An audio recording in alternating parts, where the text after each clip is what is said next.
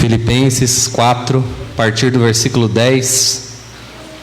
Hoje encerrando essa série de exposições nesta carta do apóstolo Paulo à igreja de Filipos. E diz assim a santa palavra de Deus: Alegrei-me sobremaneira no Senhor, porque agora, uma vez mais, renovastes a meu favor o vosso cuidado, o qual também já tinhais antes, mas vos faltava oportunidade. Digo isto não por causa da pobreza, porque aprendi a viver contente em toda e qualquer situação. Tanto sei estar humilhado, como também ser honrado. De tudo e em todas as circunstâncias já tenho experiência, tanto de fartura como de fome, assim de abundância como de escassez. Tudo posso naquele que me fortalece. Todavia fizestes bem, associando-vos na minha tribulação. E sabeis também vós, ó Filipenses, que no início do Evangelho, quando parti da Macedônia, nenhuma igreja se associou comigo no tocante a dar e receber, senão unicamente vós outros. Porque até para Tessalônica mandaste não somente uma vez, mas duas, o bastante para as minhas necessidades. Não que eu procure donativo, mas o que realmente me interessa é o fruto que aumente o vosso crédito. Recebi tudo e tenho abundância. Sou suprido desde que Epafrodito me passou às mãos o que me veio da vossa parte, como aroma suave, como sacrifício aceitável e aprazível a Deus. E o meu Deus, segundo a sua riqueza em glória, há de suprir em Cristo Jesus cada uma das vossas necessidades. Ora, a nosso Deus e Pai seja a glória, pelos séculos dos séculos. Amém. Saudai cada um dos santos em Cristo Jesus. Os irmãos que se acham comigo vos saúdam. Todos os santos vos saúdam, especialmente os da casa de César. A graça do Senhor Jesus Cristo seja com o vosso espírito. Amém e amém. Vamos orar mais uma vez, irmãos? Senhor nosso Deus, te agradecemos pela tua palavra, que é viva, eficaz e poderosa. Nessa manhã, dia do Senhor, estamos aqui reunidos para lhe prestar culto de adoração, Senhor. Obrigado pelo privilégio de fazer parte do seu povo, somos ovelhas do seu rebanho. Agora, Deus, em nome de Jesus, te pedimos que teu Santo Espírito fale conosco através da pregação do Evangelho. Que o Senhor possa fortalecer a nossa vida espiritual, que o Senhor possa, ó Deus, nesse momento falar com cada um de nós. Sabemos que o Senhor conhece as nossas necessidades, por isso eu te peço nessa manhã, venha ao encontro de cada uma delas, de cada um dos meus irmãos que está aqui, e supre todas as nossas necessidades, quer sejam emocionais, espirituais, mas que o Senhor faça isso, para a honra e glória do teu santo nome. Nós oramos em nome de Jesus. Amém e amém. Meus irmãos, que carta maravilhosa, carta do apóstolo Paulo aos Filipenses. Quantos aprendizados nós aprendemos nessa carta de 4 capítulos, e poderíamos aprender muito mais. A palavra de Deus é riquíssima, é poderosa, é eficaz em nossa vida. O tema da nossa série foi Filipenses, nossa alegria é Cristo, porque de fato Ele é a nossa alegria. Ele é o motivo de nós estarmos aqui. Tudo aponta para Ele, tudo converge na pessoa bendita do nosso Senhor Jesus Cristo. Não só a Bíblia, mas a existência de todas as coisas, e especialmente o povo de Deus, nós que estamos aqui. Nós começamos lá no capítulo 1 aprendendo que Paulo encoraja esses irmãos a progredirem na fé, na santificação e na graça do Senhor. Ele disse que aquele que começou a boa obra em vós é fiel para completá-la até o dia de Cristo Jesus. Ele também mostrou que as situações difíceis, apóstolo Paulo, que ele estava enfrentando, suas cadeias, as perseguições e tudo mais, contribuíram para o avanço do Evangelho. Ele também mostrou para nós o exemplo máximo e supremo, que é Cristo Jesus, no capítulo 2, que embora sendo Deus, não subestimou ser como Deus, mas se esvaziou e se humilhou até a morte, e morte de cruz. Nós devemos ter esse mesmo sentimento, como o exemplo máximo da nossa fé, que é o Senhor Jesus Cristo. No capítulo 3 nós vimos que o apóstolo Paulo, ele combate os falsos mestres, os falsos ensinamentos que adentravam e ameaçavam a unidade da igreja naquele período.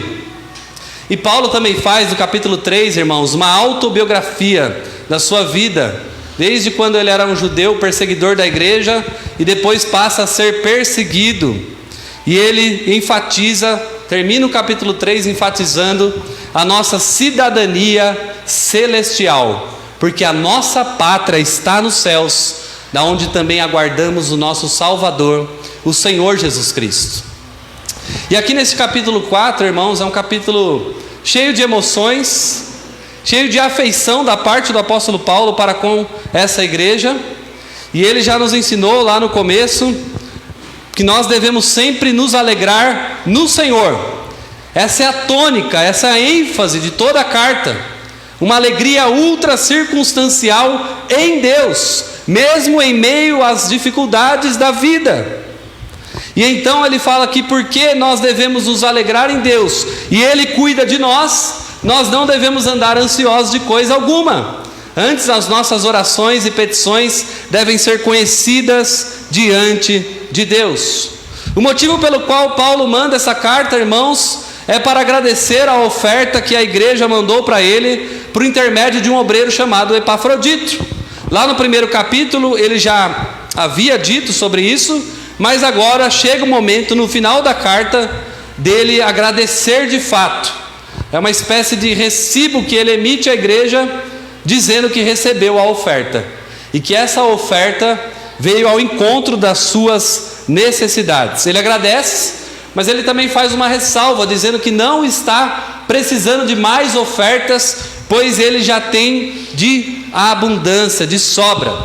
Então nós vemos aí no versículo 10 até o 13, a alegria de Paulo com o cuidado dessa igreja. Ele diz aí, versículo 10: alegrei-me sobremaneira no Senhor. Então novamente o tema da alegria, mas veja, lá no versículo 4, ele enfatiza aos irmãos que eles devem se alegrar no Senhor. Ele ainda repete, outra vez digo, alegrai-vos. Mas agora no verso 10, ele mostra o seu próprio exemplo. Eu me alegrei no Senhor, porque vocês renovaram o seu favor, o cuidado para comigo. E aqui, irmãos, a gente aprende como é importante a gente reconhecer quando as pessoas cuidam de nós. E mais do que isso, ele reconhece que esse cuidado da parte da igreja para com ele não vem somente por causa dos irmãos, mas vem por causa do cuidado de Deus para com a vida dele. De modo que toda vez que um irmão ou alguém nos ajuda, a mão poderosa de Deus está por trás cuidando de nós. As pessoas são apenas instrumentos, mas a fonte do cuidado, a fonte do zelo, a fonte do amor é o próprio Deus. E Paulo, ele reconhecia isso. Ele fala, eu sei que vocês deram, mas por trás dessa mão de bondade de vocês para comigo estava o Senhor. Por isso eu me alegro em Deus, porque Ele cuida de mim. Ele cuida de nós, irmãos. E Ele usa pessoas, circunstâncias, situações para estender a sua mão de graça para cada um de nós. Nosso Deus é assaz benigno, misericordioso, cheio de amor para conosco. Por isso nós devemos nos alegrar no Senhor. E aqui, irmãos, a gente aprende a ver a vida na perspectiva de Deus. Alegrai-vos no Senhor, e eu me alegro no Senhor, porque Ele é fonte inesgotável de toda alegria. Ele é fonte inesgotável de graça. Ele é fonte inesgotável de bondade na nossa vida. Ele é o Deus que tudo pode, Ele é o Deus que tudo faz, Ele é o Deus que cuida, que zela pelo seu povo. E aqui ele termina o verso 10 dizendo: porque agora, uma vez mais, renovastes a meu favor o vosso cuidado, o qual também já tinhais antes, mas vos faltava oportunidade. É interessante, porque essa igreja já havia mandado uma oferta missionária para o Paulo, desde o começo do ministério, desde que ele passou lá na cidade de Filipos, Atos capítulo 16, plantou essa igreja juntamente com seus companheiros de missão, e essa igreja, conforme nós vimos no texto, se associou com o apóstolo Paulo, contribuindo financeiramente com o ministério missionário do apóstolo. Mas entre o momento da oferta e dessa que eles mandaram agora, lembrando que Paulo estava preso em Roma, teve um tempo, uma demora. Mas Paulo não julgou essas pessoas, esses irmãos, dizendo: vocês não mandaram mais oferta. Faz um tempinho que vocês não mandam uma oferta para mim. Faz um tempo que vocês não cuidam de mim. Pelo contrário, Paulo, ele vê bondade dos irmãos e reconhece que faltava oportunidade, para eles abençoarem o seu ministério. Isso ensina para nós, meus irmãos, que a gente deve ter cuidado para julgar as pessoas. Às vezes alguém nos ajuda, e alguém promete nos ajudar, continuar ajudando, e às vezes a pessoa não ajuda em determinado momento que a gente mais precisa, e aí a gente julga as pessoas achando que ela não quis ajudar por causa de egoísmo, por causa de ambição, porque não se importa comigo. Mas muitas vezes falta oportunidade para a própria pessoa ajudar, e nós somos rápidos em trazer julgamento. Mas nós vemos que o apóstolo Paulo via essa igreja com bons olhos e compreendia que faltava oportunidade de eles ajudarem. O que é essa falta de oportunidade? Talvez a própria escassez de recurso financeiro. Eles não tinham. Se nós tivéssemos mais, quanto mais nós ajudaríamos os missionários que necessitam, as pessoas que estão na lida lá fora, no Oriente Médio, quer seja aqui no Brasil. Muitas vezes nos falta condições de ajudar mais. Muitas vezes nós queríamos ajudar mais os próprios irmãos que estão próximos de nós, mas muitas vezes nos faltam recursos, nos faltam oportunidades. Isso acontece. Mas Paulo, irmãos, ele esperou o tempo de Deus, esperou a oportunidade, a porta de Deus aberta. O que também poderia ser aqui é a falta de um mensageiro. Lembre que naquela época não havia transferência bancária, muito menos Pix, onde a gente faz uma transferência instantânea para qualquer pessoa do mundo. Naquela época, para você fazer uma oferta de amor para algum missionário, teria que ter um mensageiro que pegasse a oferta e levasse até lá. E vocês lembram que nós aprendemos nessa carta que Epafrodito ficou doente nessa viagem, a ponto de quase perder a vida. Ele arriscou a sua própria vida para abençoar o ministério do apóstolo Paulo, levando essa oferta dos filipenses até ele. Uma longa trajetória, lá da Macedônia, da cidade de Filipos, até a cidade de Roma. Então, ou faltava oportunidade financeira, ou faltava alguém que pudesse levar essa oferta até lá. Mas agora tinha oportunidade, agora tinha o mensageiro que levaria, que era Epafrodito, e a oferta foi até Roma, até a prisão de Paulo, e Paulo está agradecendo. Aqui nós aprendemos também, irmãos, que nós devemos esperar, muitas vezes sem nenhuma ansiedade, o cuidado de Deus. Deixa eu perguntar para vocês, alguém aqui já ficou sem comida na mesa, ou morreu de fome? Alguém aqui, com certeza não, né? Alguém aqui deixou de ver o cuidado de Deus em cada uma das etapas da sua vida? Mas você lembra lá quando você estava passando dificuldade, quando você estava passando aperto, e parecia que a provisão não ia chegar, e parecia que Deus não iria de alguma maneira abrir essa porta, dar essa oferta, dar esse cuidado para com a sua vida, abrir uma porta de emprego, ter um aumento no trabalho ou qualquer outra coisa? Mas quando nós olhamos para trás e fazemos uma retrospectiva da nossa vida, nós vemos que de alguma maneira Deus cuidou de nós, irmãos. Graças damos ao Senhor, porque até aqui Ele nos ajudou, Ele nos sustentou.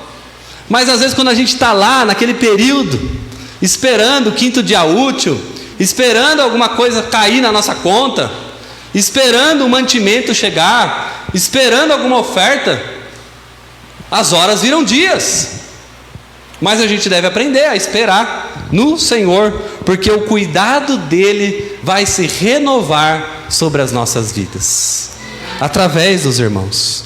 Então é por isso que no versículo 11 ele diz: eu digo isto, não por causa da pobreza, porque eu aprendi a viver contente em toda e qualquer situação. Paulo aprendeu o segredo do contentamento, irmãos, e aqui ele está nos ensinando, então presta atenção.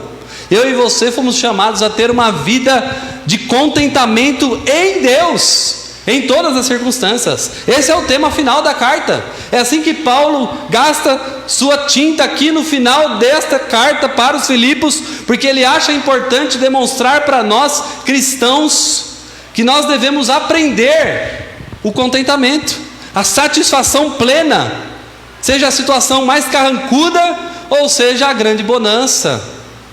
Nós devemos aprender isso. E Paulo está usando uma linguagem da filosofia da época dele, da filosofia estoica. E os filósofos naquela época ensinavam o seguinte: que você, para ter contentamento, você deveria neutralizar os seus sentimentos. Tipo assim, estou sofrendo muito, está doendo, mas eu ignoro, eu finjo que não está doendo. Sabe que tem muito crente que pensa que deve fazer isso? Que acha que espiritualidade é negar a circunstância, que acha que contentamento é você simplesmente ignorar a dor, porque eu não posso murmurar, então eu sigo em frente, eu tapo os olhos para essa dificuldade e vou adiante. Era isso que eles ensinavam. Mas o contentamento cristão, irmãos, é mais do que isso. O contentamento cristão não é a negação da realidade. O contentamento cristão é o entendimento de que todas as realidades são postas em nossas vidas pelo próprio Deus. E nosso Deus é bondoso, ainda que nós não entendamos os processos que Ele utiliza em nossas vidas. É você sentir a dor, é você chorar na dor, mas você saber que mesmo no seu choro pode haver alegria, porque Deus não perdeu a mão, porque Deus governa, porque Deus é soberano, porque todas as coisas cooperam para o bem daqueles que amam a Deus. É saber que mesmo as realidades ruins aos nossos olhos têm uma finalidade boa, porque o Deus soberano sabe a dose exata de tudo que nós precisamos para sermos aperfeiçoados segundo a sua vontade. Esse é o contentamento cristão. Os salmistas lamentaram, choraram na dor. Jesus chorou. Não é pecado chorar. Não é pecado você reconhecer que áreas da sua vida não estão em conformidade com aquilo que você esperava, com aquilo que você desejava, que você almejou. Mas é mesmo sabendo que há essas dificuldades, que há essas lacunas, que há essas coisas a serem transformadas, eu confio em Deus. Isso é contentamento em todas as situações. Tem uma frase da Elizabeth Elliot que eu gostaria de citar. Ela fala assim: esperar em Deus, esta é a verdadeira fé, sem ordem, sem prazos, sem exigências sobre o que Deus tem de fazer. Basta um coração aberto e mãos abertas, prontas para receber o que Deus escolher. Esperar em Deus é uma perfeita confiança de que o que Ele escolhe será melhor do que o nosso melhor. Esse é o sentido do Salmo 23. O Senhor é meu pastor, de nada eu tenho falta, nada me faltará. Não significa não passar pela dificuldade, mas significa que ainda que eu ande pelo vale da sombra da morte, eu não temerei mal algum, porque Tu estás comigo. Essa é a suficiência de Deus em nossa vida. E a maturidade cristã exige que eu e você confiemos sim, em todas as circunstâncias no Senhor. Contentamento. Você é uma pessoa contente? Contente não é ficar sorrindo à toa, que nem bobo. Contente é uma pessoa que está satisfeita, que está plena, que sabe atravessar os momentos de dificuldade, que sabe esperar em Deus. Agora veja o que Paulo diz, ele aprendeu a viver assim. Não caiu por osmose na vida dele, irmãos. Ele aprendeu pelas mais duras realidades que ele teve de enfrentar.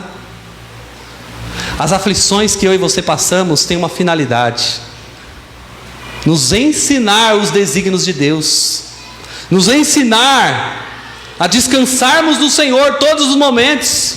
Por isso veja o que Paulo está dizendo aqui: eu tive que aprender isso, e eu e você precisamos aprender a estarmos contentes no Senhor. Essa é uma lição que a gente passa a vida inteira aprendendo, que nós ainda estamos aprendendo, e que Ele está nos ensinando com a sua mão de graça. E Paulo escreve isso, tanto alegrai-vos no Senhor, outra vez digo alegrai-vos, como alegrei-me sobremaneira e aprendi a estar contente. Paulo escreve isso de uma prisão. Paulo não escreve isso num palácio. Paulo escreve isso numa masmorra. Paulo escreve isso no vale da dor, sem saber se ele seria decapitado, se ele seria liberto. E nós aprendemos com ele. E ele diz aí, no versículo 12: tanto sei estar humilhado, como também ser honrado. De tudo e em todas as circunstâncias já tenho experiência, tanto de fartura como de fome, assim de abundância como de escassez. Paulo coloca para nós aqui dois extremos: a abundância e a escassez. Querendo ou não, a maioria das pessoas vai passar por um desses dois polos em algum momento da sua vida. Quer seja no sentido financeiro, quer seja no sentido profissional, quer seja no sentido dos relacionamentos. Nem tudo é abundância em todos os momentos. Eu acho que nós já aprendemos isso, já vimos isso na nossa própria vida. E Paulo está dizendo aqui: eu sei estar humilhado, eu sei passar dificuldade, eu sei dar nó em pingo d'água. O brasileiro é bom nisso, né? Não é verdade? Mas Paulo não está falando aqui sobre um jeitinho de fazer isso. Paulo está falando aqui sobre estar contente em Deus, porque ele representava o nome do Senhor Jesus Cristo na missão. Ele sabe viver bem nesses dois polos. Tem muita gente que pensa que se tivesse mais recursos, mais abundância, seria mais contente. Mas isso é uma mentira, porque às vezes quanto mais se tem, mais se quer. E aí quando se tem, se deseja ainda mais, e nunca está contente, nunca está satisfeito. Como aquela parábola que Jesus contou sobre aquele homem da vinha, que queria aumentar os seus lagares, o seu lugar para guardar ainda mais mantimento e ganhar ainda mais dinheiro.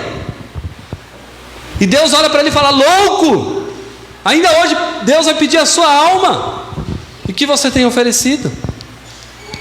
Então veja, não adianta buscar fartura, abundância, sem estar contente. Tem pessoas que não sabem passar necessidade, tem pessoas que não sabem ter abundância. Os dois lugares são lugares perigosos, se nós não estivermos com o nosso coração firmados em Cristo Jesus. Quando ele diz aí: eu já tenho experiência, no verso 12, algumas versões dizem assim: aprendi o segredo. Aprendi o segredo. Esse é o segredo da vida cristã, que eu e você precisamos aprender. E qual é o segredo? O segredo está revelado logo na sequência, no versículo 13, o versículo conhecido: tudo posso naquele que me fortalece. Esse é o segredo da vida cristã. Nós podemos todas as coisas no Senhor. Nós podemos passar por qualquer circunstância, se nós estivermos em Deus. Você sabe que esse versículo ele foi bem deturpado no meio evangélico, né? Esses falsos pregadores da prosperidade, eles dizem assim: você pode ter qualquer coisa que você quiser. Você pode ter um carro novo, uma promoção no seu emprego. Se você estiver na fé, você vai prosperar de qualquer maneira. Não é isso que eles ensinam? Você pode tudo. Você é o filho do rei. E aí, às vezes, as coisas não saem como o esperado. E aí a culpa é da pessoa que não tinha fé o suficiente. Mas esse versículo está ensinando completamente o contrário disso. Não é que você pode ter tudo, não. É que independente daquilo que você tiver, você pode encontrar forças em Deus. Então veja, alguns ensinam que a força está dentro de você. Olhe para dentro. Olhe para você mesmo. Mas o cristão não. O cristão sabe que a força vem de fora, vem de outrem, vem de Jesus, vem do Senhor para nós. A gente tem que aprender isso. Isso aqui não adianta ficar repetindo. Estou passando dificuldade, tudo posso naquele que me fortalece. Não é pelo muito repetir que seremos ouvidos, mas isso deve estar arraigado no nosso coração, deve ser uma verdade para nós. A gente realmente pode passar qualquer coisa, irmãos. A gente não precisa ter medo do futuro. A gente não precisa temer o dia de amanhã. A gente pode descansar o nosso coração agora, hoje, no Senhor, porque tudo nós podemos naquele que nos fortalece. Está passando problema de saúde, Ele te fortalece. Está passando problema financeiro, Ele te fortalece. Não sabe como resolver as circunstâncias, Ele vai te dar força. Ele vai renovar o cuidado, a força sobre você. Não vem de nós, vem de Cristo que nos fortalece. Semana passada a gente viu uma história que saiu na maioria dos jornais. Menino que pulou na piscina, chamado Heitor, e ficou lá na água boiando por 10 minutos. E estava lá, mortinho da Silva. O pai dele viu, pulou na piscina, tirou ele para fora, desesperado. Mas uma cena nos chamou a atenção. O irmão mais velho dele se ajoelhou diante daquele menino, enquanto o próprio pai e a mãe estavam desesperados. Ele levantou as duas mãos aos céus e clamou por a vida daquele menino. Aquela oração, eu não sei se ele é cristão ou não, eu acredito que sim, mas ele aprendeu um segredo. Nós estamos diante de uma situação desesperadora, terrível, mas eu tenho um Deus que pode mudar isso. Eu tenho um Deus que é autor da vida. Eu tenho um Deus que pode trazer a vida do meu irmão de volta agora mesmo. Será que você crê nisso quando você está passando por dificuldade? Talvez você fale, mas ninguém conhece os meus dilemas, os meus problemas são muito maiores. Você tem noção do que é um filho afogado? E aquele menino volta, sem nenhuma sequela, para a glória de Deus. Esse é o segredo, irmãos. O segredo é o Deus que está conosco, o Deus que habita em nós, o Deus que tudo pode, o Deus que nos fortalece. Às vezes nós passamos tempo sem lembrar dessa realidade. Deus está conosco, Deus habita em nós. Foi dado a Bíblia para um estudioso chinês, estudioso de religiões. Já tinha lido o Alcorão e outros livros de religião, todos eles, e alguém deu a Bíblia para ele. Leia esse livro aqui, a Bíblia Sagrada. E aí ele leu a Bíblia inteira, de Gênesis a Apocalipse. Depois o homem que deu a Bíblia para ele, depois de algum tempo, perguntou: você leu a Bíblia que eu te dei? Ele disse: eu li. Você leu o Novo Testamento? Sim, eu li o Novo Testamento. E aí esse homem pergunta: e o que foi de mais impressionante que você achou na Bíblia? E ele esperava que ele falasse: Jesus que nasceu de uma mulher virgem, depois morreu e ressuscitou ao terceiro dia. E verdade, isso chamou a atenção dele. Mas ele diz: algo me chamou mais atenção ainda. Lá no final de Efésios capítulo 2, ele diz, fala que nós somos a habitação de Deus no Espírito. E nenhum dos deuses que eu conheci nos outros livros moram nos seus fiéis. Só o Deus da Bíblia. Só o Deus Trino. É só o nosso Deus. Ele não só está governando, reinando, Ele não é um Deus soberano de longe, lá no trono dele. Ele é Deus entre o seu povo, irmãos. Essa é a realidade maravilhosa do cristianismo. Deus está em nós, e nós podemos recorrer a Ele. para nos fortalecer nos momentos de fraqueza, de dor. Agostinho disse: eu já li Sócrates, Platão e Aristóteles, mas em nenhum deles eu li: vinde a mim todos vocês que estão cansados e sobrecarregados, e eu vos aliviarei. É só o nosso Deus que promete descanso verdadeiro, que promete refrigério, que está em nós e há de cuidar de nós até o final. Nosso Deus é poderoso, nosso Deus é maravilhoso. E então o apóstolo Paulo, ele continua aí a partir do versículo 14, agora fazendo um reconhecimento da fidelidade dos irmãos. Todavia fizeste bem, associando-vos na minha tribulação. Então ele está falando o seguinte aqui, irmãos: eu passei sim por momentos de escassez, de humilhação, e eu estive contente em Deus mesmo assim. Mas vocês fizeram bem de mandar esse recurso, de mandar essa oferta. A gente não pode ser hipócrita de falar assim: eu estou no negativo, no lease do banco, no cheque especial, eu estou cheio de problema, eu estou cheio de dificuldade, eu não consigo conciliar meu tempo, minha família, está tudo ruindo, mas olha, maravilha, não preciso de mudança não. Não é isso que a Bíblia ensina. Paulo mostra para nós aqui: olha, realmente eu sei estar contente em qualquer situação, mas glória a Deus, vocês fizeram bem de me mandar esta oferta, vocês se associaram comigo na tribulação. Isso é o cuidado de irmão para com o irmão na fé, não é apenas de palavra. João falou: não ameis de língua, mas ameis em verdade, uns aos outros. Como eu posso ver alguém passando necessidade e falar: ide em paz, o Senhor cuidará de ti? O cristianismo exige mais do que isso, exige uma associação, de modo que a dor do meu irmão é a minha dor, a dificuldade do meu irmão é a minha dificuldade, e a alegria do meu irmão é a minha alegria. Tem pessoas que sabem se associar à dor dos outros, mas não suportam ver alguém alegre. Você já sabe disso. Às vezes tem pessoas que ajudam quando a coisa está apertada, mas quando te verem feliz e alegre, não conseguem se alegrar com você.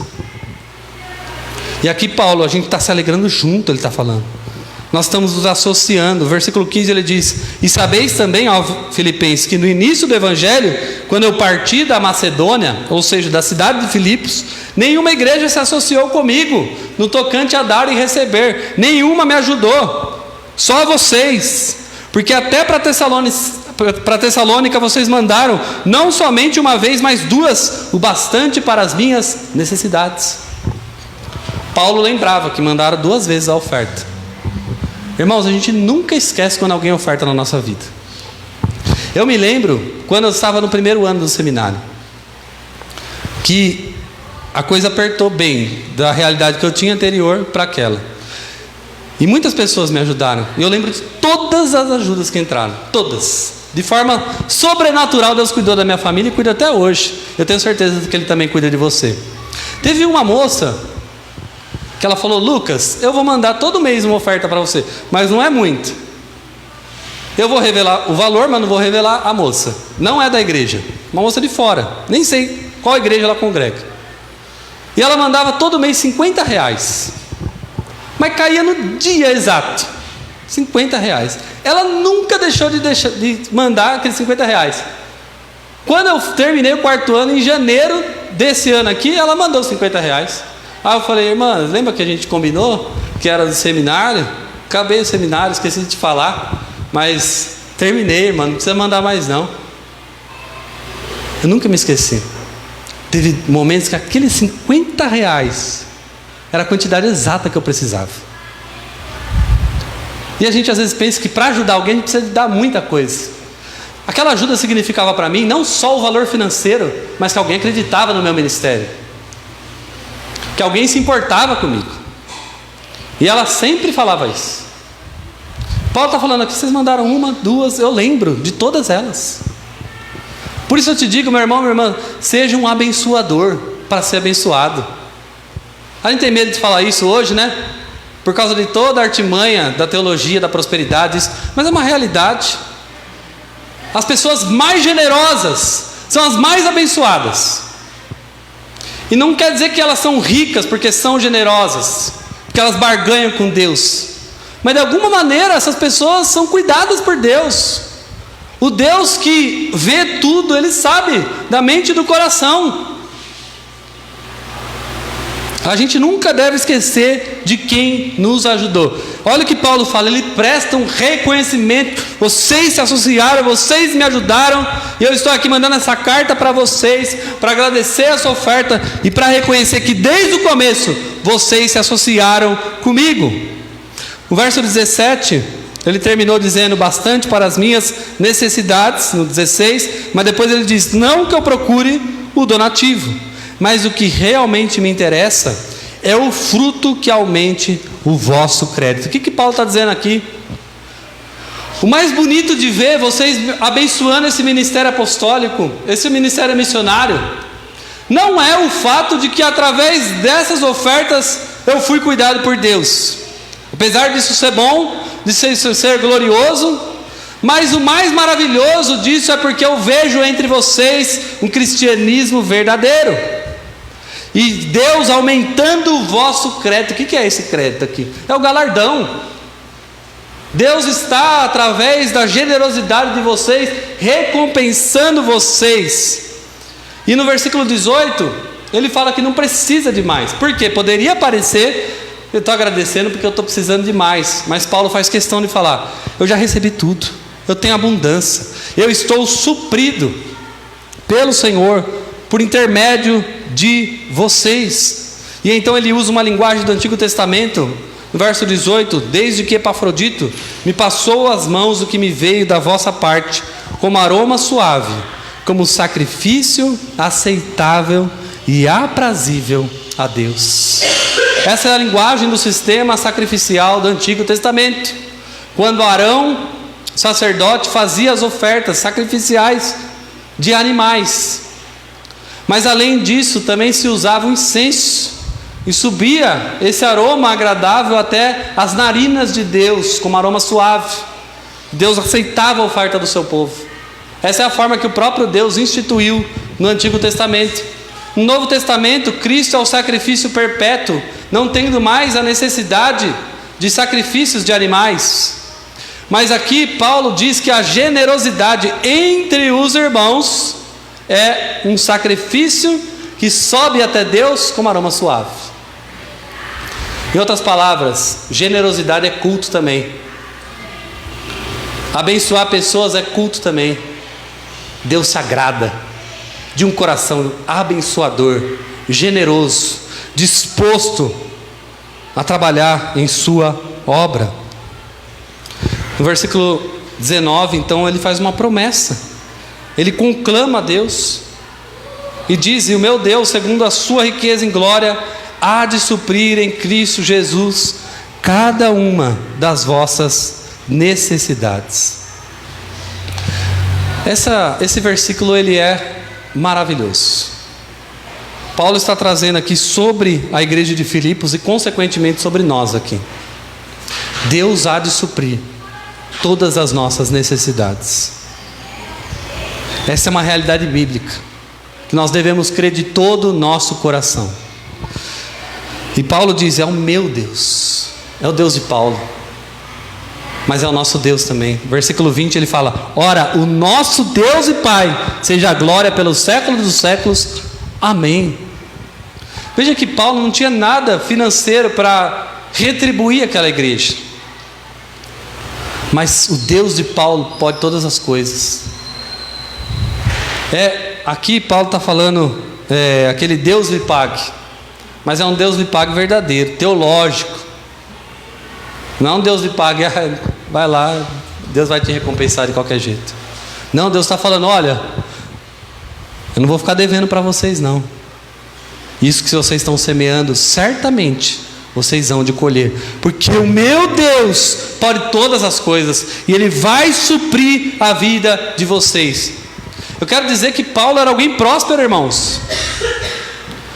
Se você olhar a prosperidade na medida que as pessoas andam ensinando aí fora, Paulo era um miserável. E Jesus também, porque o Filho do Homem não tinha onde reclinar a cabeça. Mas alguém próspero, segundo a Bíblia, é alguém que está sempre contente, é alguém que sempre é cuidado, É alguém que tem um Deus que zela por ele, o Deus Todo-Poderoso. E Paulo fala: meu Deus vai retribuir vocês em cada uma das suas necessidades. Verso 21 a 23, Paulo encerra e nós vamos encerrar também. Então Paulo diz: saudai cada um dos santos em Cristo Jesus. Isso é importante, porque você lembra que havia algumas discórdias na igreja? Evode e Sintique, que eram duas mulheres que não estavam se entendendo muito bem. Havia ameaça dos falsos mestres, dos judaizantes, dos judeus, a ameaça de perseguição. Mas Paulo aqui ele mostra que a igreja é una, é um povo só. Saudai não alguns, mas todos os santos em Cristo Jesus. Ele fala: os irmãos que se acham comigo vos saúdam. Provavelmente Timóteo. Todos os santos vos saúdam, especialmente os da casa de César. A graça do Senhor Jesus seja com o vosso espírito. Eu quero terminar esse sermão refletindo sobre a cruz do nosso Senhor Jesus Cristo, a partir do verso 19.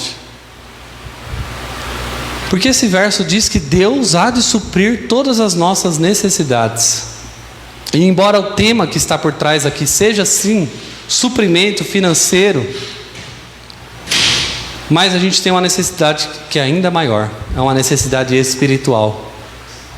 E Romanos 8, a partir do versículo 31, diz assim: que diremos, pois, à vista dessas coisas? Se Deus é por nós, quem será contra nós? Aquele que não poupou seu próprio filho, antes a todos nós o entregou, não nos dará juntamente com ele todas as coisas? Quem tentará acusação contra os filhos de Deus? É Deus quem os justifica. Se você quiser saber qual é a fonte que supre todas as suas necessidades, olhe para Cristo na cruz. Olhe o preço que Deus está disposto a pagar pela nossa vida. O seu próprio filho moído, cravado na cruz. Se Deus fez isso por nós, se Jesus foi até lá e abraçou aquela cruz por causa dos nossos pecados, você acha que é alguma coisa pequena para Deus, ou grande demais para Deus, que Ele não há de dar a você? Sempre Deus irá cuidar de nós. Se Ele mandou Cristo na cruz, Ele vai nos sustentar até o final. Que Deus nos abençoe. Vamos orar?